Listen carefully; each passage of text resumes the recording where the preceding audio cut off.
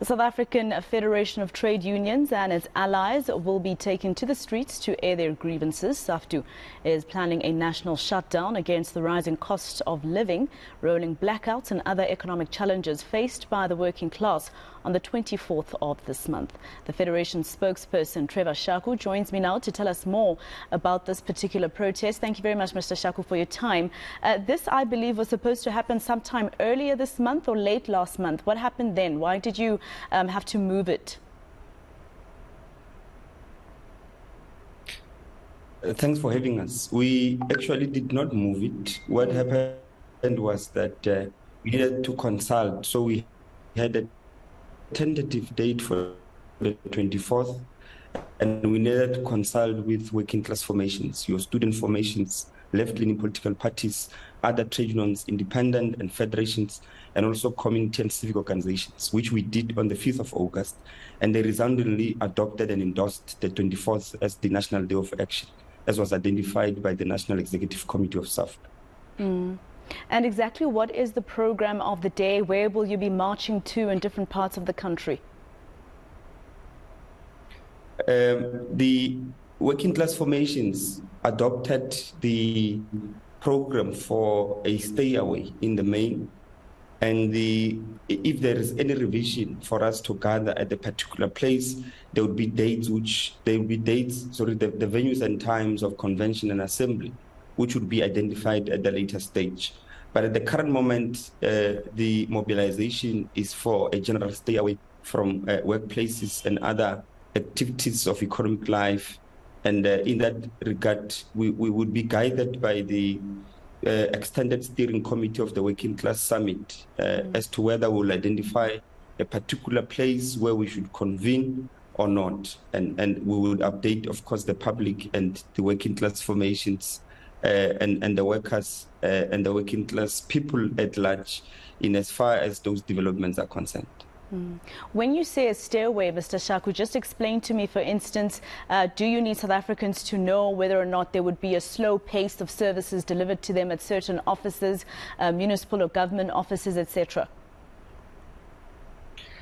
Our ambitions were to, if we were to succeed in really achieving such a particular stairway, we would have to lobby those federations, those independent unions, trade unions.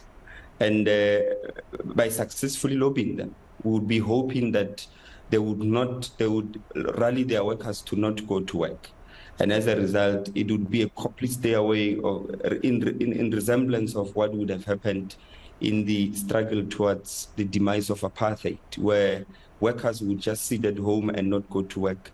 And it would be a total shutdown of economic activities because workers are not at work. Because we think that in the main, the most important weapon which workers have is their labor power and their labor time. And if they withhold it, the wheels of industry, the wheels of economy would have to stop. And in this regard, we are trying to mobilize towards that particular end. So if we succeed in convincing all the trade union federations and trade unions which are independent and non-affiliated to Saftu, nor either of the federations in the country, we will succeed in ensuring that we stop the wheels of industry from moving by having workers merely just staying at home.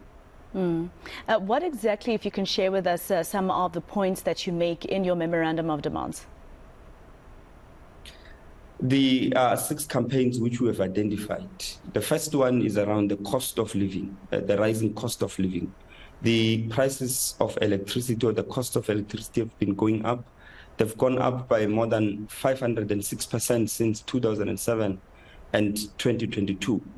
And as we speak, they've also filed, Eskom has filed for an electricity tariff for more than 23%, I think, for 2023-2024. So we are faced with that kind of soaring prices and cost of electricity, which is a basic necessity for people to be able to cook, to be able to boil water, and actually just live and go by on a daily basis. We also, within the cost of living, the rising cost of living, we also identify the issues around interest rate hikes, which are making all the financial liabilities which are held by households with either retail or financial institutions very expensive. For instance, car loans, mortgage, home loans, and just simple credit cards which people have in their households to boost the income they receive. So in that instance, we are also pointing out that because of the interest rate hikes, currently we've seen the increase of interest rate by 75 basis points.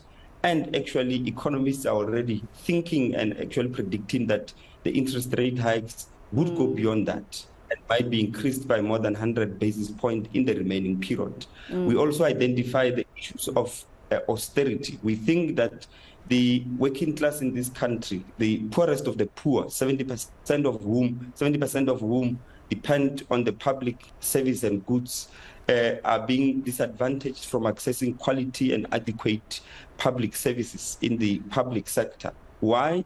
Because the Treasury has embarked on a neoliberal fiscal policy, which continues to cut expenditure on public goods and services. So these are some of the things which we identify in the program, which we discussed on Friday, on the 5th of August, with working class formations, but also we are taking forward.